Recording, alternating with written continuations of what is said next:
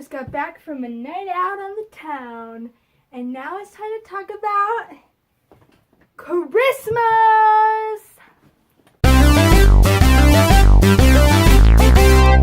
Let me just preface this video by saying that if this video does end up being super long, don't panic! Not all of it is just me talking about my feelings about Christmas. At the end, it has come to my attention that some people are still traumatized by my This Is Gospel video that I did like 2 years ago. And so I'm going to talk about that, and I'm going to explain what I was going for with that whole thing. Kind of seems a little bit crazy. Anyway, so don't panic. This video isn't that long, and if you're here for that This Is Gospel thing, click like the after the outro. And if you're here for this video, just don't watch after the outro. Or if you're here for both, great, put my watch time up. Behind me, you can spot not only a gay flag, but some images that are that we associate with Christmas. Yay! So I understand that for a lot of people, Christmas is this religious thing, even though Jesus was born in like April or something. I mean, supposedly was born in like April or something, so it makes no sense. Oh, wait! They stole it from the pagans. Anyway, so I love Christmas. But I don't care about the religious part of it, okay? I just like the aesthetic. I like the lights. I like snow. I like colder weather. Santa is really cool. You know, I like being able to wear warm clothes that make me feel cozy. And I like, you know, being able to, like, sleep in and not feel bad about it because the weather's shit outside, so it's like, why not sleep in, right? The problem I have is people constantly complaining about how we are taking the Christ out of Christmas. First of all, no, everyone still calls it Christmas, so the little Christ in Christmas, still there. But another thing is, Christmas wasn't made by you. The idea that we have of Christmas right now, I am 99% sure it was created by the pagans. In fact, since I'm already here, we're gonna do a little Google search. I don't know how to spell pagan, don't judge me. Pagan roots. I need to do something with my browser because it took me to Yahoo, and that's the last thing I want. But that's not the point. Live science, alright.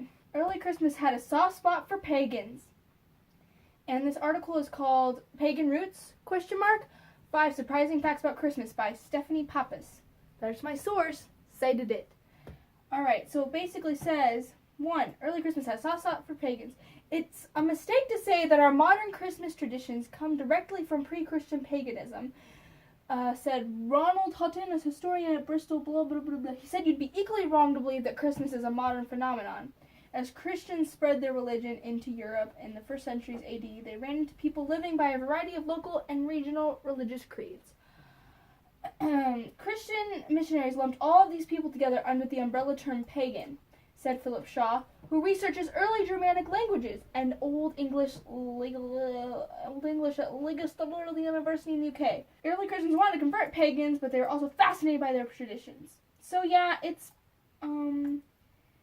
pretty much what I thought. All like the Christmas trees and like stuff like that, like not the like Jesus part of Christmas, but you know, the celebratory part of Christmas pretty much came from not Christians. So it's not your holiday. I mean, it kind of is, like, but at the same time, it's like, let people enjoy it without you, Jesus, okay? Another thing is, people complain, I mean, the same people, the religious people, complain about the whole commercialization of Christmas. The thing is, everything's commercialized. You have to understand. It's a highly competitive world. You have to advertise profusely to even get out there. So everything's going to be commercialized. I mean, honestly, if I could make a buck off Christmas, I would. It's not like they're forcing people to buy crap. I mean, it's not like you have to buy presents. It's just a socially acceptable thing to do. But, you know, I haven't bought any presents yet. And it's what? It's the 13th. If you get me a Christmas present, I'm sorry. I might not have one for you. Anyway, so the thing is, Christmas, I love the aesthetic. I love Christmas trees. I already said this. I love lights. I love snow. I love being able to bundle up and, you know. Also, I love Christmas songs. I even like the Jesus Christmas songs because, you know, they're nostalgic and they're traditional. And, you know, you can't really, I don't know. I listen to them. I listen to all of Christmas, pretty much every Christmas song ever conceived, especially, you know, all I want for Christmas is you. Yeah, that one. So basically, Christmas is my my bae. Is that how you use that? My Christmas is my squad fam, my lit fam. Also, net neutrality. I think by the time I upload it, they will have already voted on it.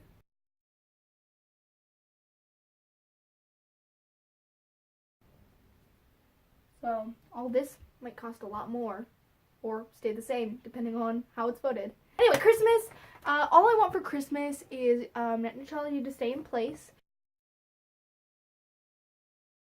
and fuzzy socks.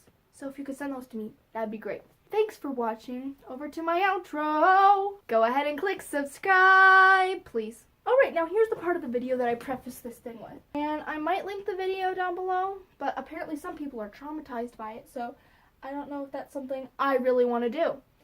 We're going to go to my channel, and we're going to find my This Is Gospel video. I think it was about a year ago. No, not a year, about 2 years ago. And so I'm going to basically explain what I was thinking with it, because yes, I understand 100% where people are coming from. It's kind of scary looking. It's weird looking. But you have to understand, I had no one to help me.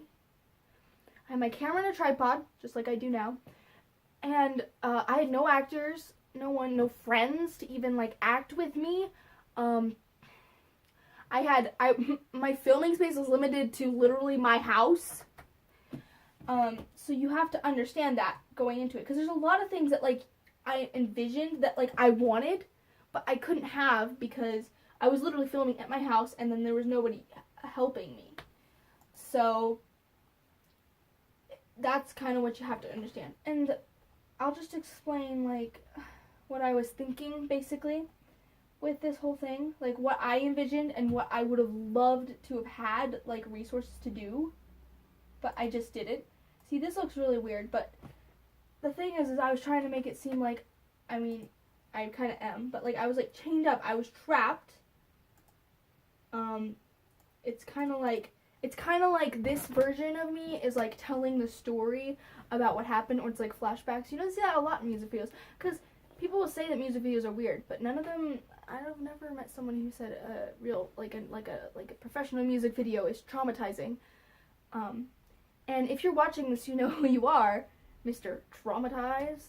Alright, anyway, so basically, it's like I've been stripped of, like, everything I am, because I'm not in my underwear, because I wore stuff under it so I wouldn't be under my costume, so I wouldn't be in my underwear when I took it off, but, like, this is basically, I'm stripped of everything. I'm wet and cold out in the, it's just cold, I'm miserable, like, my makeup's all smeared everywhere. Basically, you know, this is the face of someone who has been stripped of everything. And that's what I was kind of going for. Also, please excuse the singing. For one, recording on your phone, not super great mic. Two, I think my singing has improved. Even if I'm not a good singer now, much better than I was then. Anyway, I was also sick when I recorded this. I don't know why I recorded it. I'm dumb. Anyway, let's continue. Please play. This is gospel for the fallen ones, locked away in permanent slumber. And see, now this is like me, okay, look, I really have to explain to you the situation, which really I couldn't have explained at the time, so I made this video. First of all, this song meant a lot to me. The way the lyrics, what it meant to me, what it said to me because of the situation I was in, was, it was like talking about how crap this gospel is. Even though I know that's not what the song was written about, like intended to be written about, but that's what I got from it at the time. I still love the song. I still kind of get the same thing from it. I remember how it made me feel back then. So I was incredibly religious until like 9th grade. And that's the thing with indoctrination, you never really question what you were taught. It's like how a lot of time, I mean, except for Santa Claus, it isn't like drilled into you as much, but it's similar to how kids might believe in Santa until they're like far too old to believe in Santa, unless their parents or someone else tells them otherwise. And that's the same with indoctrination. I have really strong feelings about it. I was indoctrinated, and so is every single child who grows up in a religious family. It isn't inherently wrong. I just believe that you shouldn't be drilling things into your children until they're old enough to understand what's going on, especially with anti-LGBT doctrine and, you know, just misogynistic things and stuff like that. And really what happened about halfway through 9th grade is all of a sudden, all these outward influences affected me, mostly from YouTube. These open-minded people, these atheists, I'm not like saying that in a derogatory way, it kind of sounded like it, atheists, more open-minded people influences came into my life, and I was like, holy shit, this thing that I've been taught since I was a child makes no sense.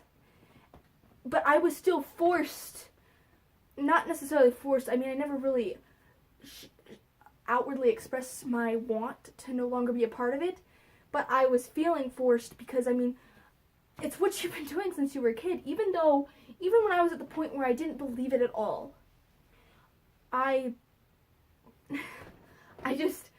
it almost felt wrong to not go because it was so ingrained in my brain that I had to go to church to be a good person. Like, I was like, I want to stop going to church, and then my mind would be like, but then you'll be a terrible person. And that's another thing with indoctrination. If your children try to differ, anyway. So this is supposed to represent me, it's like me when I was super religious and super, like, believing, I guess. And then I'm also, like, on the cusp of, like, open-mindedness. So here, like, you can Tumbling their philosophies from pieces of broken memories. And see, I don't know, I was trying to convey, like, I'm a little bit confused at what I'm reading. Like, I'm like getting to an age where I can understand that this is weird. Like, this almost makes, like, no common sense. Oh, I was like, what? And then I, like, look, and then it's like, you know, that's what I already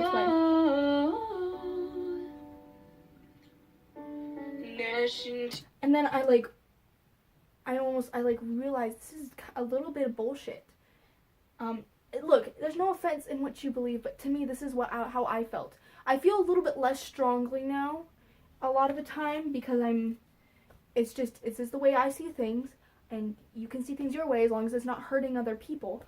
But I felt like it was bullshit. I was really angry that I had been forced. I mean, forced, it's not like people pushed me and stuff, but I was, like, forced to do this thing my entire life without even understanding what it really was. Until now. And see, like, you know, I slammed Bible closed. And then, see, if I had actors, there would be people coming to, like, grab me and take me away. But they haven't seen, and I'm, like, running from them. And see, there would have been people dragging me here. See, this is probably one of the weirdest parts next to the bathtub thing. Because I was trying to act like I was being dragged, but there was no one there to drag me. You know? Yeah. I knew it was weird. But I was hoping that I could still express myself. It didn't work out very great. People are just traumatized by it, but if I explain it to you, you can kind of see where I was coming from. That's why I'm making this. because I feel really strongly, I felt really strongly about it, and I still feel pretty strongly about it, so. So I'm supposed to be getting dragged. You can kind of see that a little bit. You can kind of see how I already got that. And see, here, I didn't want a bathtub. I wanted either like a baptismal font, or like one of those like giant like glass tanks of water, and to be like thrown into either the baptism thing or the giant tank of water. It's like symbolizing like indoctrination, like being forced to be baptized, even though, I mean, I wasn't forced to be baptized, I just didn't understand it. It's almost like they're re-baptizing me to like mind control or whatever, trying to like wipe my brain again, like get me back under control, because really I did see it as oppressive at the time. I kind of still do a little bit, but not as much. It's more like I'm only under their control if I let them control me. So if there were people here, they would have been like shoving me into the bathtub or tank of water, ideally, if I actually had like any resources at all. And like that's, yeah. You love me, let me go. And the whole "if you love me, let me go" was like, if you love me, let me leave this thing that I hate. Let me leave this religion, this doctrine that I don't believe, that infuriates me sometimes. That's really what I was trying to get through with that.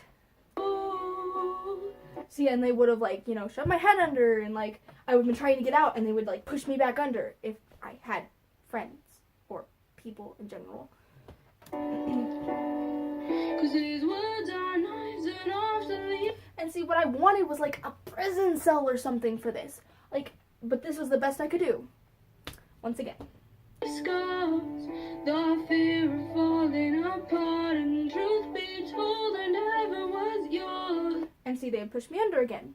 And yes, it looks like I'm overreacting to like literally nothing, like I'm schizophrenic or something.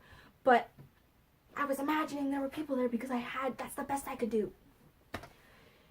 The fear of falling apart.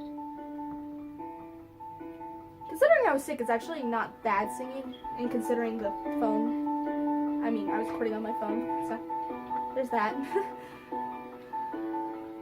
This is gospel for the vagabonds, ne'er-do-wells and insufferable bastards. And so, like, ideally, if I'd had people, they would have left me to like rot in the freaking tub or whatever, and I'd be like slowly like trying to crawl back out.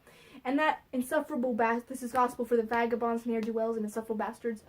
The way I interpret it is this gospel is for shitty people, because it enables them to do shitty things. And no, see, once again, you have to understand that I was really angry back then. I'm not trying to categorize everyone who is religious like this. It's just I was really angry and I was mad because I've discovered I've been told this my entire life, and it just become I was just barely became able to think for myself after all this time. And I was really angry that I hadn't been able to wake up sooner, that they had kept me under. So there's that. And look, if you're religious, I am so sorry. That sounds really bad. I don't hate religious people. I'm just trying to tell you what I was thinking then. Anyway. Confessing their apostasy, led away. And see, like, I'm just like crawling, trying to escape. Oh, you know? You can kind of see that.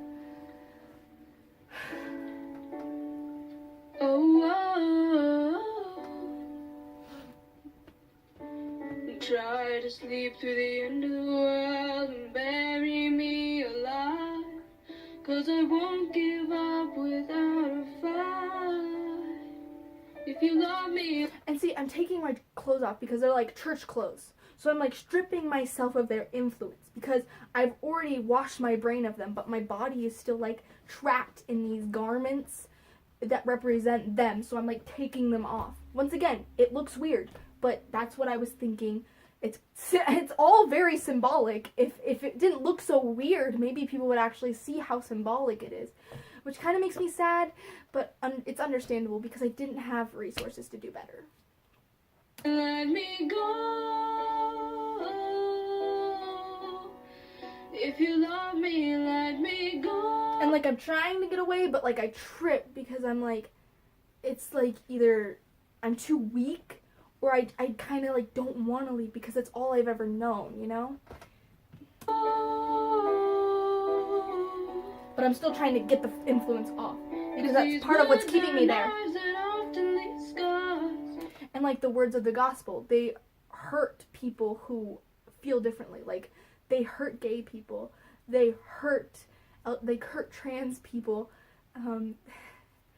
they hurt people who don't think the same way, and that's almost the worst part. It might actually be the very worst depending on how you look at it. So. The fear of falling apart, and truth be told, I never was. Look how long my hair was though. The fear of I kind of want it that long again, but I also don't. The fear of falling apart. Yeah. The fear of Anyway, so they took me from there like to like this prison. This doesn't look like a prison, but I wanted it to be a prison. Yeah. And then like somebody like comes to get me again because they realize that it didn't work. I'm not brainwashed again. So that so they take me back to like the tank, aka the bathtub, and like they try to see if there was someone there, they would have like pulled me out. But it was just me, so I was like, it looks dumb. I know it looks dumb, but like what I'm thinking doesn't look dumb. Like what I wanted it to be looks really cool and innovative and symbolic. But that's not what it turned out, which kind of makes me sad. Maybe someday when I have resources I can do it again. I'm kind of hoping. So they put me back in the bathtub and I'm almost kind of like resigned to it. I'm resigned to it because I'm like, I guess I'm never gonna get out because I didn't know how to get out. So I was like, I guess I'm never gonna get out. I guess I'm just going to have to live like this forever. I'm going to have to live with this thing I disagree with for the rest of my life, or at least until I am an adult. And you can see that I'm just like giving up, and I like slide back into the bathtub, like under the water, and I'm like basically like gonna drown. I'm like drowning in the influence. Like they're like they sucked the life out of me. So I'm just like, look, I give up. I can't do this anymore. And I just basically they stifled me. But then at the end, I pop back out. I'm like, I can do this, and that's what it is.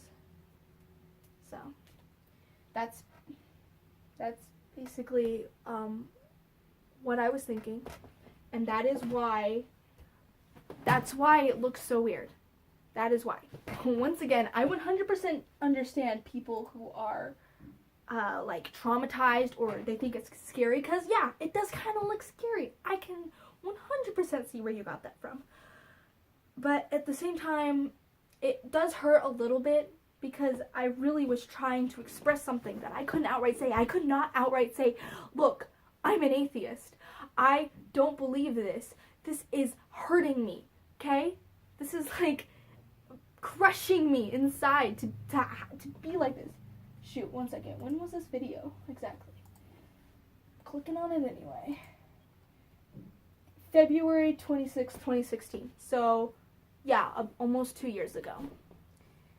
I was feeling really strongly about it, and I wanted to be able to express it in a way that if people who were in the church or people who were like related to me or who knew me wouldn't be able to see straight through and see, oh, she's a heathen. She is basically gonna go to hell. I want that. I wanted to make this thing that meant a lot to me, but ended up looking really bad. But the way I see it in my head would have been so cool. So if anybody wants to like give me an opportunity to film that video I wanted to do instead of this mess, hit me up. If you have like a giant tank in your backyard, or even just a bath, or not a bathtub, even just a swimming pool, if you have like a weird sex dungeon, I can go film in there, pretend it's a normal dungeon. Yeah, I just hope that in the future I can make a better version of this that better conveys my feelings without scaring people. Anyway, if you've watched this segment, congratulations, you have a will of iron. Anyway, thanks for watching. I already did my outro, just kidding. Thanks for watching after my outro, because this is literally the bulk of the video. I'm sorry. Bye!